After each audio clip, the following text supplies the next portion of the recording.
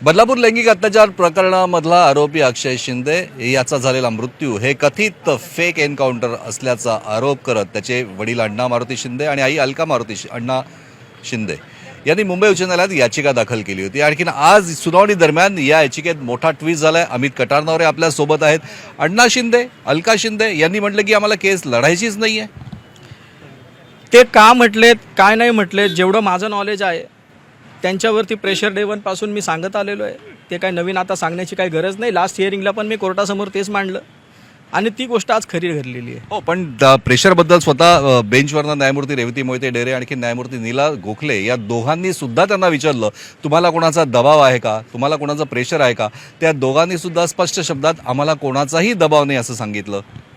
मीही ती गोष्ट ऐकलेली आहे, परंतु एक गोष्ट तुम्ही समजून घ्या, आपल्या देशामध्ये जेवढं मला कळतं, जेवढं मी त्यांच्यासोबत इतक्या दिवस राहिलो आहे, ते लोक पैशासाठी विकले जाणारे नाही आहेत। ते माझ्याकडं नोकरीची अपेक्षा करत होते, माझ्याकडं नोकरी मागितली, नोकरीचाही विषय आम्ही त्याचा तोडास लावला होता। विषय फक्त इतकाच आहे, सामाजिक जो दबाव असतो ना तो खूप वरच्या पातळीवर असतो आणि ज्याच्याकडून हा सगळा दबाव येतो आहे त्या गोष्टी मी आत्ता तुम्हाला लगेच सांगणं ते योग्य ठरणार नाही।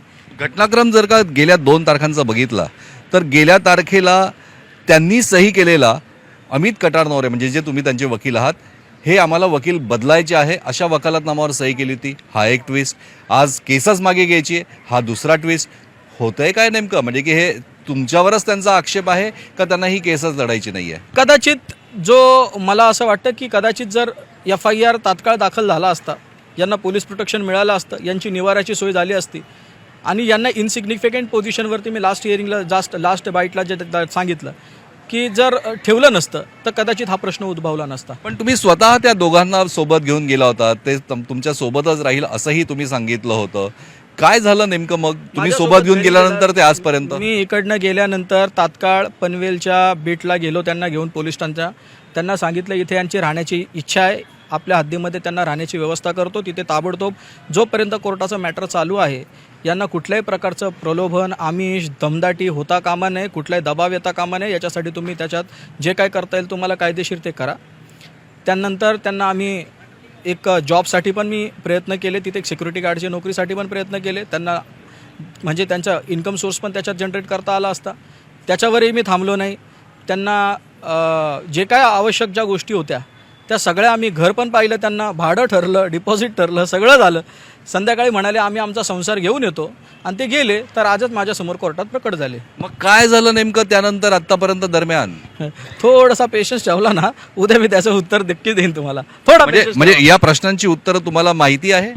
काही गोष्टी माहिती आहेत, पण त्या आता सबज्युडाइज असल्या कारणाने तो पुराव्याचा भाग आहे। आता लगेच बोलणं ते न्यायोचित ठरणार नाही।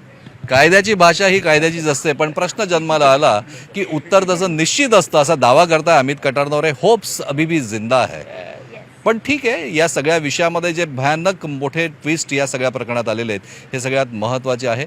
उद्या नेमकं उच्च न्यायालय अण्णा मारुती शिंदे आणि अलका अण्णा शिंदे यांच्या मागणीवर काय निर्णय देतं ते महत्त्वाचं आहे। पण आज सुद्धा सुनावणी दरम्यान एक मोठा ट्विस्ट आला होता। ज्येष्ठ विधिज्ञ अमित देसाई हे सरकारच्या वतीनं विशेष सरकारी वकील म्हणून युक्तिवाद करण्यास उभे राहिले। आणखीन जे 4 ज्यांच्यावर ठपका ठेवण्यात आला होता, संजय शिंदे, निलेश मोरे, अभिजित आणि दुसरे अजून एक शिंदे, या चौघही पोलीस अधिकारी कर्मचारी यांच्या वतीनं सुद्धा मोठी वकिलांची फौज, प्रख्यात वकिलांची फौज आज कोर्टात उपस्थित होती। पडद्यामागे बऱ्याच काही घडामोडी घडताय असा दावा अमित कटारनवरे करतायत।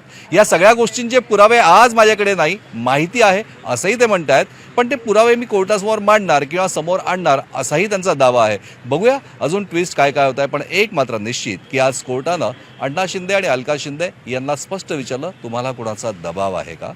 त्यांनी तितक्या स्पष्ट शब्दामध्ये उत्तर दिलं, आम्हाला कोणाचा दबाव नाही, पण आम्हाला ही केस लढायची नाही आहे। अर्थात सगळ्यात शेवटी मायबाप कोर्ट यावर काय निर्णय घेतं तेच महत्त्वाचं आहे, कारण सगळ्यात शेवटी न्यायमूर्तींनी बेंचवरनं केलेलं वक्तव्य की हा निर्णय तुमचा आहे, तुमच्या निर्णयात आम्ही हस्तक्षेप करणार नाही, पण जर तुम्हाला कोणता दबाव असेल तर त्या विषयाची दखल आम्ही नक्की घेणार। काय होतं आहे बघूया। पण ह्या सगळ्या गोष्टी आम्ही तुम्हाला सांगणार आहोत। माझ्या सहकारी हर्षद गोरखासह मी प्रशांत बाग काही काळ विश्रांती घेतोय। तुम्ही कुठेही जाऊ नका, पाहत राहा फक्त न्यूज 18 लोकमत।